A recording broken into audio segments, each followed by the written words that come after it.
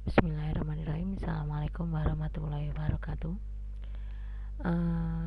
Bertemu lagi dengan saya. Hari ini saya mau memberikan materi mengenai masalah maksimum minimum pada fungsi dua peubah. Melanjutkan dari materi minggu kemarin, kita telah belajar bahwa definisi turunan pada fungsi dua peubah adalah suatu vektor yang notasinya seperti ini dan dibaca del F.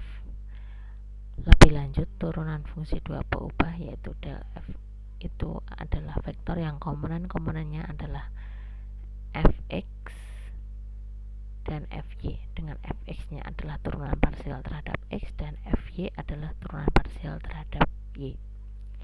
Selanjutnya kita akan belajar mengenai aplikasi dari turunan fungsi dua peubah tersebut, khususnya pada masalah maksimum dan minimum.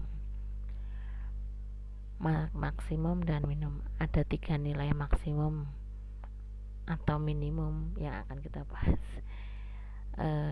Jadi misalkan kita punya fungsi f itu adalah fungsi yang domainnya terletak pada R2 dan x1, y1 adalah suatu titik di R2, titik yang membuat f itu terdefinisi tentunya.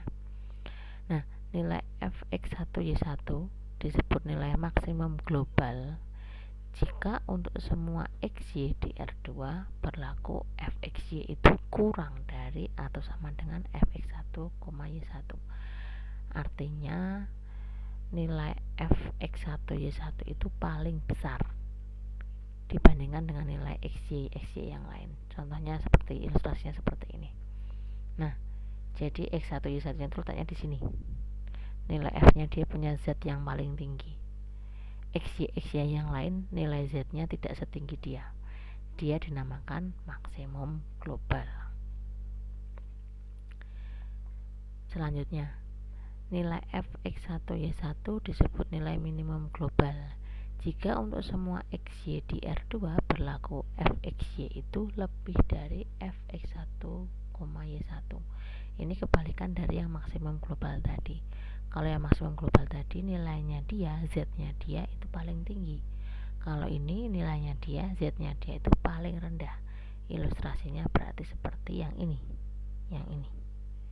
Jadi dia titik x1, y1 yang di sini ini menghasilkan nilai z yang paling rendah di antara yang lainnya.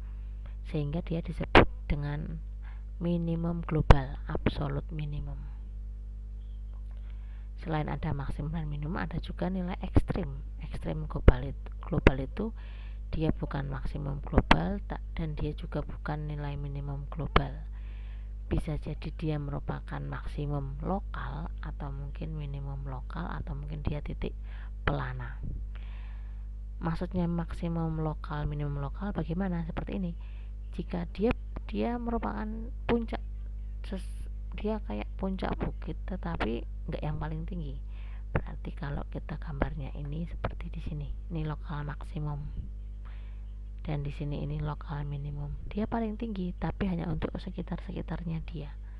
Ada yang lebih tinggi? Ada yang tadi. Tapi untuk yang sekitar-sekitar dia itu paling tinggi. Ini namanya lokal maksimum. Kalau lokal minimum dia paling rendah tapi hanya untuk sekitarnya dia. Ada nggak yang lebih rendah? Ada yang tadi. Tapi untuk sekitar-sekitarnya dia paling rendah. Ini disebut lokal minimum.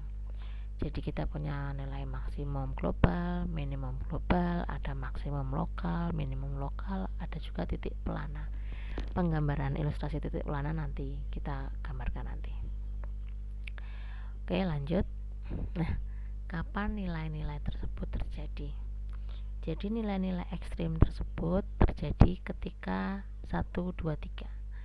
Ketika dia merupakan titik stasioner. Apa itu titik stasioner? Titik yang yaitu titik di mana turunan fungsinya di situ itu sama dengan 0,0. Jadi di mana ketika di situ itu bidang singgungnya horizontal. Kemarin kita sudah membahas mengenai bidang singgung horizontal itu yaitu bidang singgung yang normal bidangnya itu 0,0.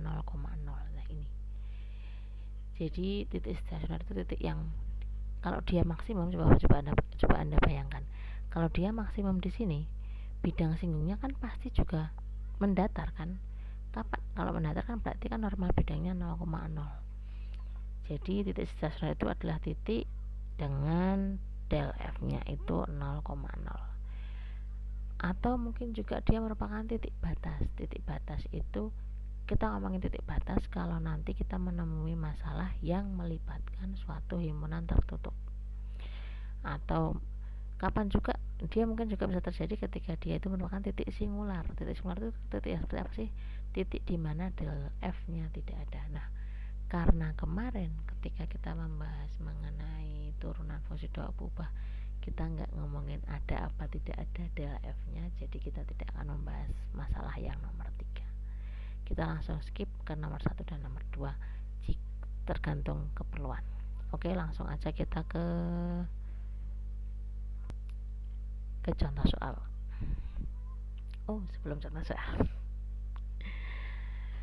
sekarang misalkan gini, kita sudah punya titik X1 dan Y1. Kita mau mencari tahu dia itu merupakan nilai maksimum, titik maksimum, titik minimum, atau mungkin ekstrim yang lain. Bagaimana caranya? Untungnya kita punya yang namanya syarat cukup untuk titik ekstrim yang selanjutnya kita sebut dengan uji turunan parsial kedua. Jadi misalkan F itu adalah fungsi yang memiliki turunan parsial kedua dan del F X0 Y0 itu sama dengan vektor 0. Perhatikan ini vektor, berarti ini komponennya 0,0. Maka misal kita punya D atau dx0 y0 yang mana rumusnya itu fx x0 y0 fyy x0 y0 min fxy kuadrat x0 y0.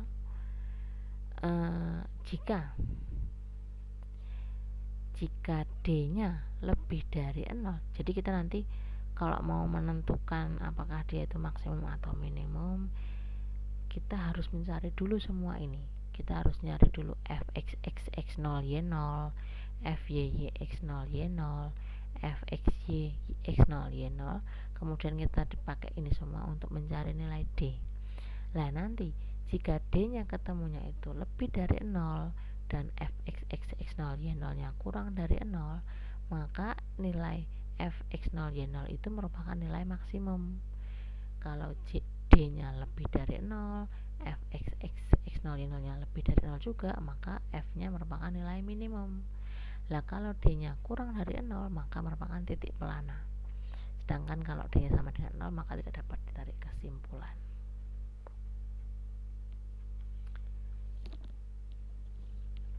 Langsung saja kita coba menggunakan uji turunan parsial kedua. Kita kerjakan soal nomor 1. Tentukan semua titik stasioner fungsi-fungsi berikut dan tentukan apakah titik tersebut merupakan nilai maksimum, minimum, atau titik pelana.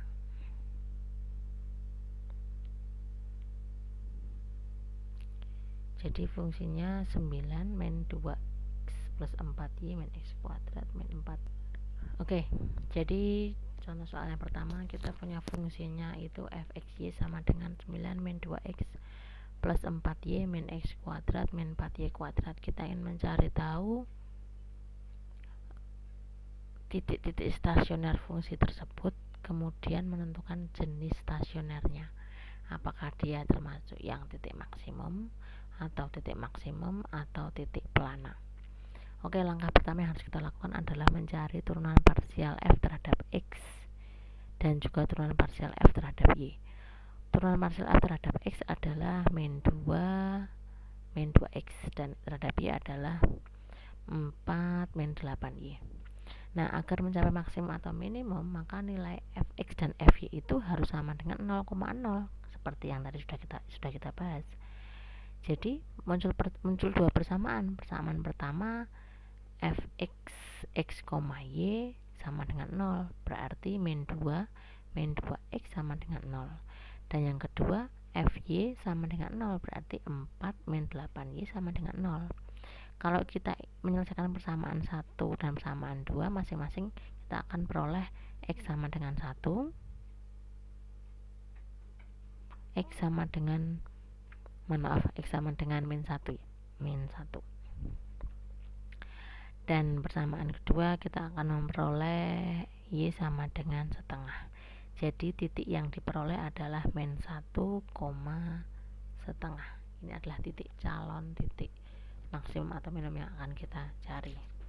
Nah, selanjutnya kita mau mencari, kita sudah punya titiknya, tinggal menentukan jenisnya apa.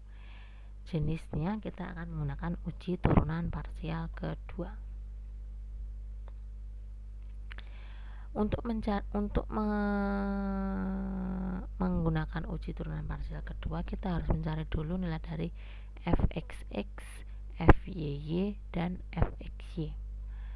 Tadi turunan pertamanya dari fx, turunan pertama fx nya adalah min 2, min 2x, berarti turunan keduanya terhadap x adalah min 2 lagi, min 2. Turunan kedua terhadap y juga berarti adalah min 8, dan fxy nya berarti ini ditemukan terhadap y hasilnya 0. Jadi seperti ini, min 2, min 8, 0. Setelah memperoleh rumus-rumusnya untuk fxx, fyy, dan fxy, kita tinggal mensubstitusikan titik yang sudah kita temukan tadi. Tadi saya membuat kesalahan, seharusnya x nya min 1 ya, ini saya ganti dulu min 1. Tetapi alhamdulillah semuanya tidak ngefek. Kenapa? Karena kebetulan di soal ini, karena soal ini cukup mudah, nilai fxx nya itu adalah min 2, fungsi konstan. Berarti berapapun nilai xy nya, hasilnya fxx selalu min 2.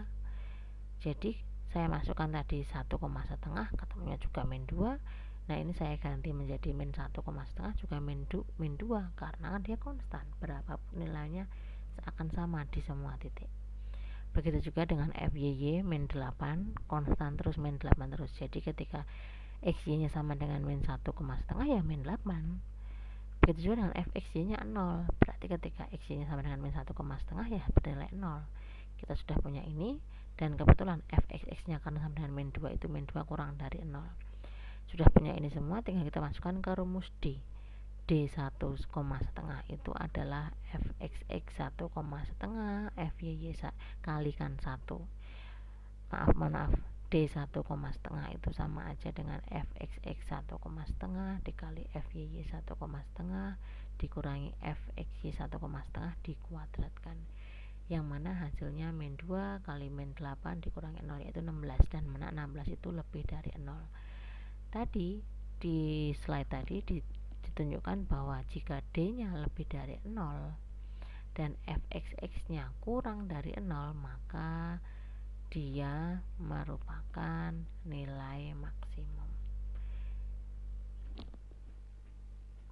Jadi untuk soal nomor 1 ini kita peroleh bahwa titik stasionernya adalah titik 1, setengah, yang mana nanti akan menyebabkan nilai maksimum sesuai dengan aturan dari uji turunan parsial kedua. Untuk pembahasan dua soal berikutnya akan dibahas di video berikutnya.